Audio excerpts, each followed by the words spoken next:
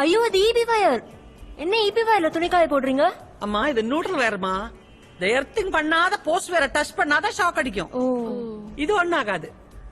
படிச்சதில்ல?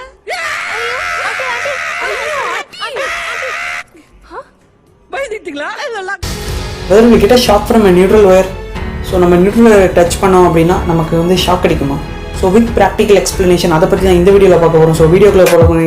This is Dineshsachin. Welcome to our channel Tamil Edutech.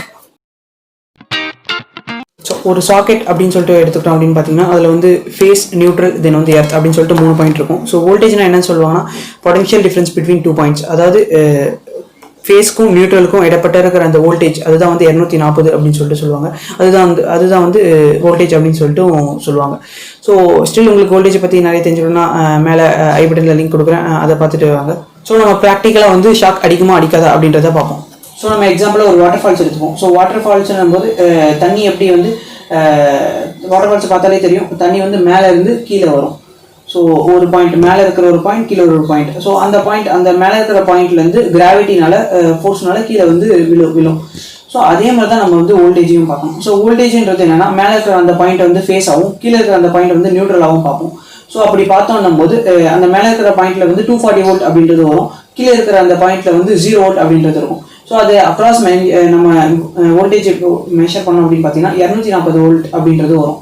So எப்படி ஃபேஸை தொட்டால் நமக்கு ஷாக் அடிக்குது அப்படின்னு பார்த்தோன்னா ஃபேஸில் வந்து 240 வோல்ட் வரும் அப்படின்னு சொல்லிட்டு நான் ஆல்ரெடி சொல்லியிருந்தேன். ஸோ ஃபேஸ் வந்து 240 வோல்ட் வருது. இப்போ கிரவுண்டுன்றது நம்ம வந்து நியூட்ரலில் கை வைக்க மாட்டோம். ஸோ நம்ம என்ன பண்ணுவோம், தரையில் கால் வச்சுட்டு இருப்போம். ஸோ எர்த்துன்றது, ஸோ தரையில் கால் வச்சுட்டு இருக்கும்போது எர்த்துன்றதும் 0 வோல்ட் தான்.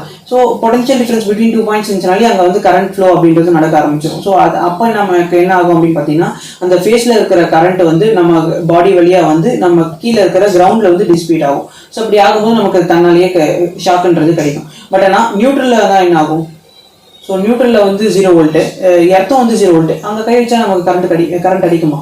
ஸோ நான் அங்கே ஃபேஸ் இது நியூட்ரல் எதுவும் ஃபஸ்ட்டு மெஷர் பண்ணிக்கிறேன், செக் பண்ணிக்கிறேன். ஸோ இது வந்து லைட் க்ளோ ஆகுது. ஸோ இது வந்து ஃபேஸ், ஸோ இது நியூட்ரல். ஸோ நான் நியூட்ரல் என்ன பண்ணுறேன், ஒரு ஸ்க்ரூ ட்ரைவரை ஃபிக்ஸ் பண்ணுறேன். ஸோ இப்போ ஷாக் அடிக்குமான்னு செக் பண்ணுவோம்.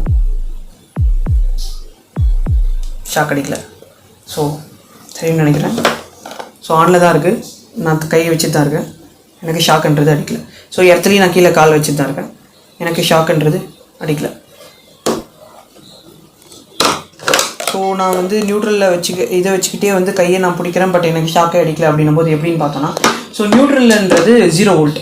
ஸோ அதில் வந்து எந்த ஒரு வோல்டேஜ் அப்படின்றதும் வராது. ஸோ அதே மாதிரி வந்து இதுலேயும் வந்து 0 வோல்ட் எர்த்துன்றது, அதான் நான் கால் வச்சிருக்கிற இடம். ஸோ அது வந்து 0 வோல்ட். ஸோ ரெண்டுமே 0 வோல்ட்டுன்றதுனால அந்த இடத்துல எந்த பொட்டன்ஷியல் டிஃப்ரென்ஸும் கிடையாது.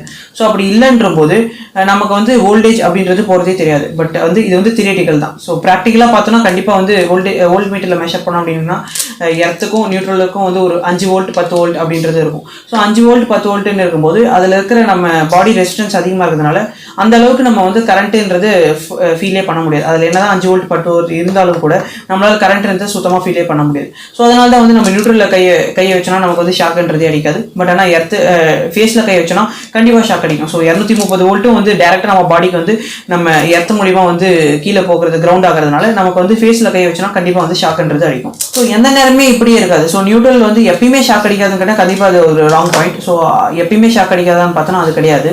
ஸோ நான் இங்கே ஒரு சர்க்யூட் செட் பண்ணி வச்சுருக்கேன். என்னென்னு பார்த்தீங்கன்னா ஒரு பவர் சப்ளை எடுத்துக்கிட்டேன். அந்த பவர் சப்ளையோடைய அவுட் வந்து ஒரு எல்இடி லைட்டுக்கு வந்து ஓரமாக வச்சுட்டேன். ஸோ ஸ்க்ரீனில் வச்சோன்னா ரொம்ப கிளார் அடிக்குன்னு சொல்லிட்டு ஓரமாக வச்சுருக்கேன். ஸோ அதோட இன்னும் என்ன பண்ணியிருக்கேன்னா தனி ஒயரில் ஸ்விட்ச் பாக்ஸோட கனெக்ட் பண்ணியிருக்கேன்.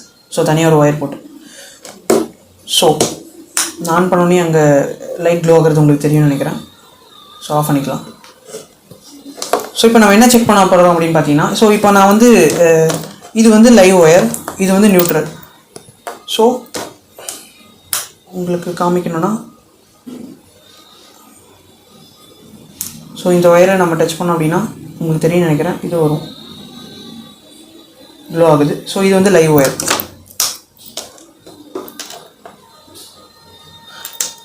ஸோ பிளாக் வந்து நியூட்ரல். ஸோ நான் இப்போ இதை ரிமூவ் பண்ணேன் அப்படின்னா என்ன ஆகும், ஸோ சர்க்யூட் டிஸ்கனெக்ட் ஆகிடும் இல்லைங்களா. ஸோ அப்படி சர்க்யூட் ஸோ இப்போ ஆனில் இருக்குது, நான் இதை ரிமூவ் பண்ணுறேன், சர்க்யூட் டிஸ்கனெக்ட் ஆகிடுச்சு. ஸோ இப்போ இது வந்து நியூட்ரல் ஒயர் ஆக்சுவலாக இல்லைங்களா. ஸோ இதில் வந்து இப்போ நியூட்ரல் ஒயரில் நார்மலாக நம்ம என்ன பார்த்தோம்னா கரண்ட் வரக்கூடாது, ஷாக் அடிக்கக்கூடாது. பட் நான் உங்களுக்கு தெரியும்னு நினைக்கிறேன், லைட் க்ளோ ஆகுது. ஸோ நியூட்ரல் ஒயரில் கரண்ட் ரிட்டர்ன் ஆகிட்டுருக்கு, ஷாக்குன்றது அடிக்கும். ஸோ நியூட்ரல் ஒயரில் எப்போ ஷாக் அடிக்கும் அப்படின்னு பார்த்தீங்கன்னா, ஸோ நம்ம வந்து ஒரு லோட் கனெக்ட் பண்ணியிருக்கோன்னும் போது அந்த லோடோடைய கரண்ட் வந்து ஃபேஸ் வழியாக போயிட்டு ரிட்டர்ன் பார்த்தா வந்து நியூட்ரல்லேருந்து வரும். ஸோ அப்படி இருக்கும்போது அந்த நியூட்ரல் ஒயரில் வந்து இது வந்து நியூட்ரல் ஒயர். ஸோ அந்த நியூட்ரல் ஒயரில் வந்து நம்ம டச் பண்ணோம் அப்படின்னா கண்டிப்பாக அந்த யூஸ் பண்ண கரண்ட்லாம் வந்து ரிட்டர்ன் பார்த்தா வந்து நியூட்ரலில் தான் வரும். ஸோ அந்த நியூட்ரலில் நம்ம டச் பண்ணும் போது கண்டிப்பாக நமக்கு ஷாக்ன்றது அடிக்கும். நியூட்ரலில் தொட்டிங்கன்னா எப்பயுமே ஷாக் அடிக்குமான்னு கேட்டிங்கன்னா எப்பயுமே ஷாக் அடிக்காது. ஸோ நம்ம லோட் கனெக்ட் பண்ணி வச்சுருந்து அது இந்த லோடோடைய நியூட்ரல் பார்த்து டிஸ்கனெக்ட் ஆகிடுச்சுன்னா அந்த இடத்துல நம்ம தொட்டோம் அப்படின்னா கண்டிப்பாக நமக்கு ஷாக்ன்றது அடிக்கும்.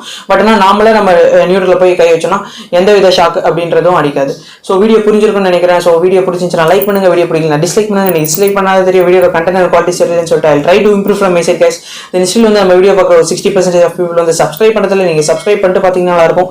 ஸோ நான் ஏதாவது தப்பாக சொல்லியிருந்தேன்னா கமெண்ட் செக்ஷனில் சொல்லுங்கள். ஸ்டில் வந்து உங்களுக்கு ஏதாவது டவுட்ஸ் இருந்துச்சு அப்படின்னா அதையும் கமெண்ட் செக்ஷனில் சொல்லுங்கள்.